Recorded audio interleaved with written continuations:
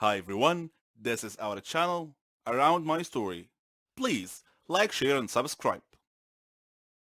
I adore detective adventures and solving puzzles that others can't. I'm crazy about this. I love challenges and mysteries. I'm Ramon. But my father's nickname for me is Megamind. I'm 14 years old, and I'm typically ranked number one in my class every year. I have become famous for solving riddles. Many comers have tried to unseat me, but all have failed. I love to examine minute details. But let me get on with telling you my story. One hot summer, we had just finished our exams at school and were going on summer break. So I organized a trip to the beach with my friends. Beach weather is amazing. Clear skies, cool ocean breezes, sand, and sun. Just amazing. One day, before my beach trip, my mother handed me a letter from my grandmother. I was surprised and thought it was a little weird because Granny owned a hotel in the surrounding area nearby. It had wonderful views all around it. I had opened the letter, which read, "Dear Ramon, how are you? I hope you're enjoying your summer break. Would you mind spending a couple of days with me? I have a serious matter that I would like to discuss with you. Granny." Initially, I thought that it was probably some silly matter, but then my inner voice told me that it might be important. I was conflicted between going on my beach trip or visiting my granny. I decided to visit Granny first. She was family after all, so off I went. Though my grandmother lived in a beautiful area, the closer I got to the hotel, the more my inner voice was nagging me. When I arrived at the hotel, Granny was waiting for me. She smiled and hugged me. I had missed her so much. She had company. Raul, her maintenance man, and Malika, her housekeeper and assistant. There weren't any guests in the hotel at the time, and I asked her why. Her face changed, and she said that was what she wanted to speak to me about. So we went to her room to talk. She then proceeded to tell me that the hotel was haunted. "Haunted?" I exclaimed. "What makes you think that?" Granny said, "The hotel has evil spirits that frighten the guests at night." I didn't want to believe it, but I knew Granny was a rational person. I suspected there was more to this than meets the eye, so I decided to investigate this intriguing mystery. On my first night at the hotel, I waited until midnight. Then I lit a candle and walked through the halls of the hotel. There were photos on the wall, and I could hear whispering and the rustle of the leaves outside. It was a little spooky and unsettling, and made my blood run cold. Suddenly, I heard laughing on both sides of the hotel, and a shadow passed quickly in front of my eyes. Unnerved, I quickly returned to my room, where soon afterwards I heard something scratching on my door. I kept thinking to myself, I am not afraid. I am not afraid. Then the door began opening slowly. I saw a hand on the doorknob. Then the owner of the hand came into view. It was a cloaked, headless man holding a candle. I fainted. The next day, I woke up to find Granny and Malika standing beside me. Granny told me that I had been sleeping a long time. I asked what had happened, and they told me they heard me scream and came to my aid.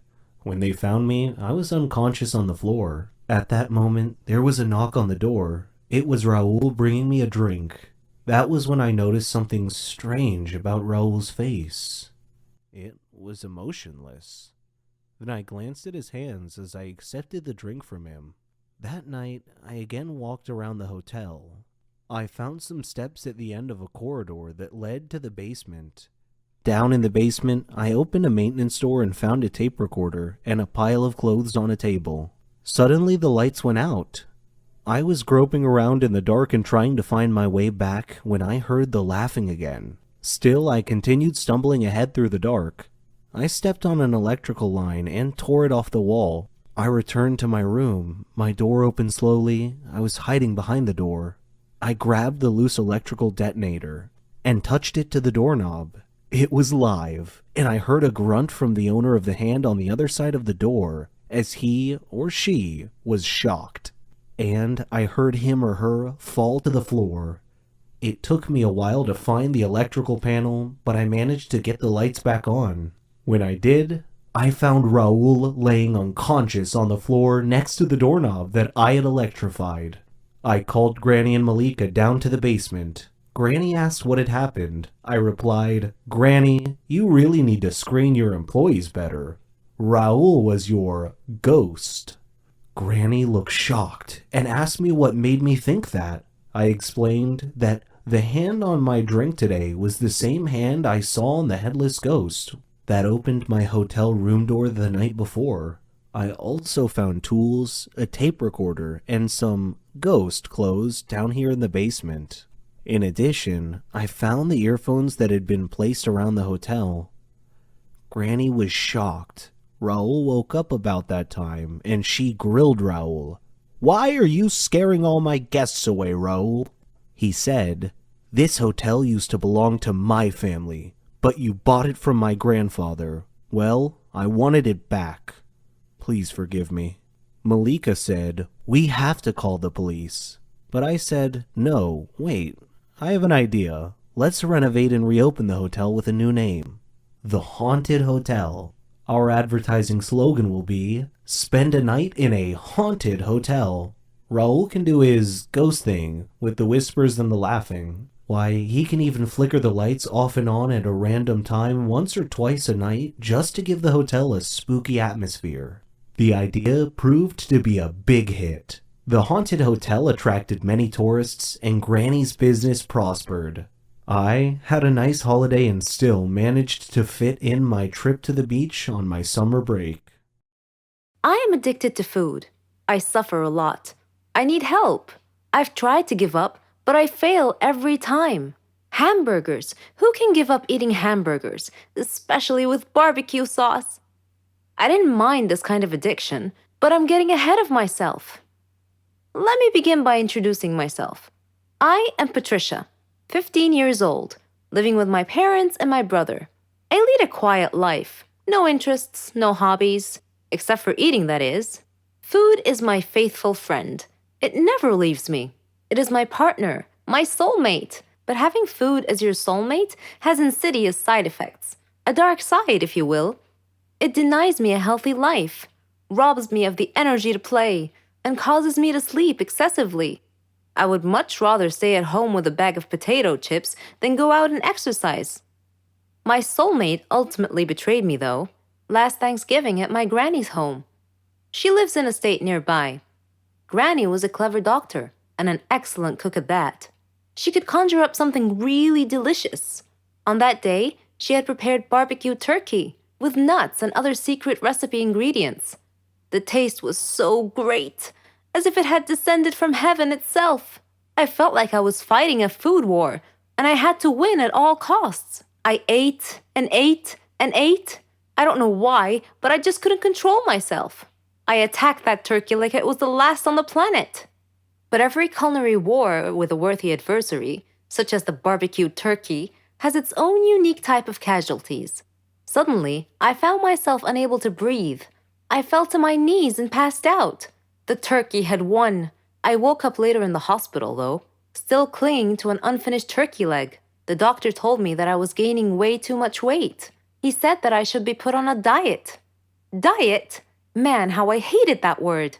It hung over my head like the sword of Damocles. It meant depriving me of my passion, my reason for living. I considered eating vegetables in small amounts to be the worst form of cruel and unusual punishment, the worst form of torture imaginable.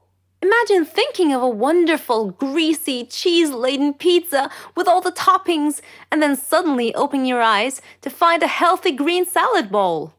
But I had reached a turning point in life. One day, my brother was playing on the street, while I was sitting at home gazing longingly at a tempting piece of cheesecake, just sitting there, taunting, daring me to eat it. I struggled mightily to resist the urge, but in the end I succumbed and wolfed it down like a starving animal.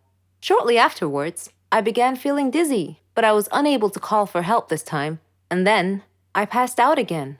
I was taken to the hospital. While lying in the hospital bed, half conscious, I overheard the doctor say to someone, "She needs to stop eating or it will be the death of her." I thought to myself, whoa, death? So I made up my mind right then, right there. I resolved to fight a new war, a war against my appetite. On our way back home, I told my father that I wanted to see a nutritionist. He was delighted to hear that. Later, at the clinic, the doctor welcomed us in. She told me how to overcome my eating fetish. She gave me a strict diet regimen with a schedule full of healthy meals. I kept telling myself that winning this war was possible. I simply had to be patient and persevere. I stuck to the strict diet and did some physical workouts. My parents supported me wholeheartedly. I was enthusiastic. I can totally do this. A week passed quickly, and I eagerly visited the doctor to receive some good news. When the doctor weighed me and told me that my weight hadn't changed at all, I was crestfallen. She looked at me and asked me, how was this possible? I told her I didn't know, because I was following her diet thoroughly, though it did require a tremendous effort on my part. Another week passed, and again I went to the doctor. The results were the same. She said to me, Patricia, are you sure you're following the diet I prescribed for you? I said yes. She sat there wondering. Then she told me with a puzzled look on her face, it's odd, but your weight is increasing, not decreasing. This unexpected piece of news mystified me. Another week passed. No change. The doctor was nonplussed. I returned home with a dejected look on my face. My father asked me what was wrong. When I told him, he laughed. Do you believe that? My father actually laughed at my predicament. I was furious. He gestured an apology with his hand and then told me that it was my own fault. I was puzzled. What are you talking about? He told me that I had been sleepwalking to the refrigerator every night and eating everything in sight. I was taken aback. I couldn't believe it. Stop acting like you didn't know it, he said. You must have been awake. I replied, no, Father, I'm not acting. I was truly unaware that I've been sleepwalking and eating in my sleep. But now that we've finally solved the mystery of the increasing weight, we returned to the doctor with this new information and told her the situation. She laughed and told me that my discipline had denied my body the food it craved, but my brain had refused to cooperate and had overridden my will by urging me to eat in a subconscious state. She told me not to worry, though, that she could treat that. Armed with this knowledge and her support, and the support of my family, I felt that I could finally win this war. I am Mary, 17 years old, living with my mom and my sister Sally. Sally is 3 years younger than me, but unfortunately, we fight all the time. Honestly, Sally is prettier than me. I am short and very fat. Before you blame me, blame Mom. She is the reason for my weight. Mom works as a cook in a famous restaurant. Her food is very famous for its delicious taste, so imagine what she does at home. Sally does not like to eat very much by nature, but I am my mother's experiment in eating. I taste any new item of food, so I became having a terrible obsession with eating. But with time, I discovered that my weight would stop me from many things, the most important of which is finding my soulmate. Who will choose a girl who looks like a panda like me? Don't laugh at me, I am just comparing. My friends Emma, Sarah, and Rose. These are the best things that happened to me. Friends since we were in the nursery, until we grew up and became in high school. All the adventures and laughter with them. They are the only ones who know my problem. They tried to help me before, but unfortunately, all attempts terribly failed. The first of which was when they let me meet the crazy Edward. Edward is with us at school. He is crazy by all accounts, in his sloppy clothes and long hair. His eyes are always moving in all directions. When I got to know him and we went out for the first day together, he prepared a nice surprise for me. I opened it to find a pancake that hit my face. He came to say hello to me. The crazy one electrocuted me. He had something around like the Joker. He is so crazy, of course I didn't continue. They introduced me to the mysterious Albert. He was silent all the time. He even sits at school by himself, looking at the sky. We sat silently for over an hour. Honestly, I got bored of him. And more other attempts until Emma suggested me to sign up for Facebook. Honestly, I think that social media has no benefit, but decided to, maybe a miracle will happen. They taught me how to make an account. I put the profile picture of a famous actress, and I wrote very interesting personal information about me. Suddenly, I had a friend request. It was the crazy Edward. I called my friends quickly to find out how to block him. At first, I logged into Facebook. I found Edward. What kind of bad luck is this? I I used to get friend requests from many people. Some of them were interested, some of them were normal, just adding them to my friends list. And every day, my friends used to check on something new, and I tell them that the brave knight has not yet appeared, and I'm still waiting for him. Until the expected moment came, a friend request from a person named Adam. A distinguished name. I checked his personnel page. My heart had been kidnapped. Athletic and handsome. I accepted his friend request immediately and sent a message to him. I said, "Hi, Adam." And I waited. I waited the whole day to reply, but unfortunately, he didn't reply. I slept in despair and I said, "Unfortunately, not every good thing happens to us." I woke up to a distinctive ringtone, the ringtone of a message. I rushed to check it. He was replying to me. "I'm surely dreaming." I replied to him. My heart was beating hard, saying to myself, I mustn't follow my feelings. I had already planned my wedding day with him. How would it be, the type of cake, and the name of the band that will play at the wedding? He asked to get to know me. I did not know what to do, wait or tell him. Seconds later, I told him the whole family history. He asked that he had an exercise and would talk to me again. "Seriously, you will talk to me again?" He sent a laughing emoji and said, "Yes, for sure. I need to know you more." No, of course, I'm dreaming. I called my friends and told them. They were very happy and gave me some advice that I didn't follow as if I had not heard them.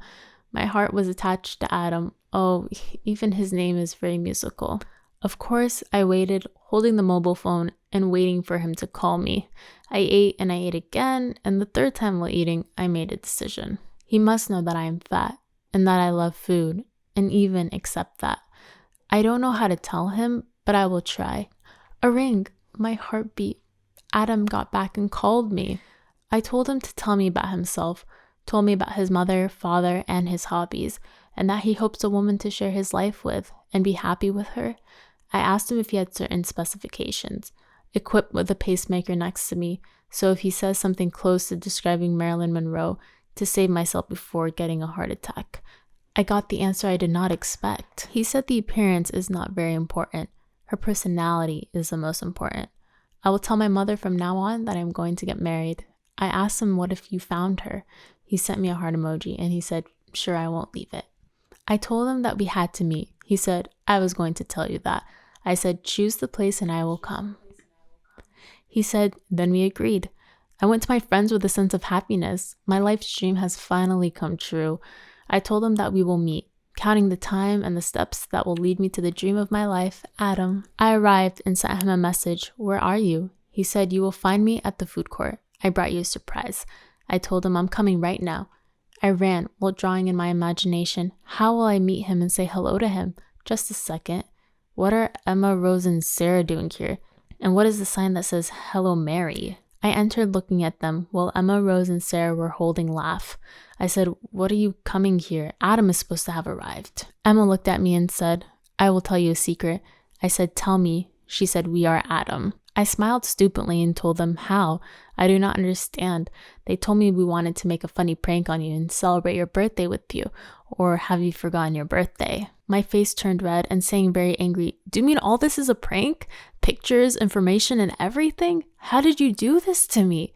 You are not my friends. You are definitely demons. Suddenly, I found Emma opening a box containing the cherry tart that I admire. Suddenly, I felt silent. Emma, Rose, and Sarah hugged me tightly. And they told me we didn't want to annoy you. And you are the sweetest girl in the world and we wanted to make you a nice surprise. I hugged them very much, saying to them, you're my only friends, and honestly, the cherry tart looked tempting. I'm not interested in love, I love food. The girls and I attacked it and devoured it. But suddenly, we found the waiter coming to take our drink orders. Just a second. He looked very close to the picture of Adam that they sent me. With the rest of the cake in my hands, my mouth was also dirty, and I softened my voice and said romantically, can we get to know each other? He smiled at me. So, I will try again. I'm a musician. Not a terribly great one, but still, I consider myself a musician. I know my way around an instrument or two. More importantly, I'm a collector. I love collecting things, starting from coins to lottery tickets. There's no rhyme or reason to my collection. It consists of anything uniquely interesting I can get my hands on. That is why when I saw an ad on Craigslist for a vintage, rustic, red piano, I could not help but reach out to the seller. The ad's title seemed normal enough. It said, Old Piano, Read a Good Home. It was nothing out of the ordinary, and not something that would normally grab my attention. Still, I felt a strange need to click on it. Perhaps I was bored, or maybe I just wanted to see what it looked like. Either way, I gave in to the temptation. There was no picture, just a story. It read something like this: I'm offering my piano to anyone who is willing to come and pick it up.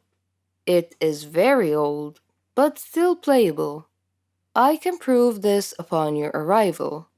It is red and has no brand markings. This is because it was made by my great-grandfather. It is one of a kind. He went out himself and chopped down a redwood tree to provide the material to build it. It took him many days to finally cut down the tree and much, much longer to finish making the piano. Nearly his entire life was put into this thing. I, however, have no use for it. It has been passed down in my family many times over. I have no wish to continue the tradition, and the piano is currently taking too much space in my home. I want it gone as quickly as possible. You can reach me by phone at the number listed below. Margaret. Reading the ad sparked my curiosity. One of a kind? Redwood tree? How strange and absurd! I had to see this thing.